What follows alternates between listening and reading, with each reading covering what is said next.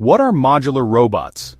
Imagine a robot was like a set of Legos. Instead of being a single, rigid machine with one purpose, it's made of standard parts that can be easily connected and disconnected to create different shapes and structures. That's the core idea behind modular robots. A modular robot is a robot made up of several interchangeable modules or components. Each module can have its own function, such as a joint, a sensor, a motor, or even a battery. By combining these modules in different ways, engineers can reconfigure the robot to adapt to almost any task. The main advantage of modular robots is their ability to transform.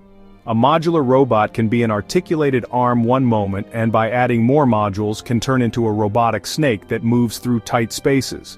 If one of the modules is damaged, you don't have to replace the entire robot. You simply remove the defective module and connect a new one, which makes repairs easy.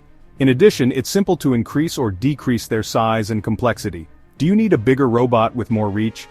Just add more modules. Although many modular robots are in the research phase, amazing prototypes already exist.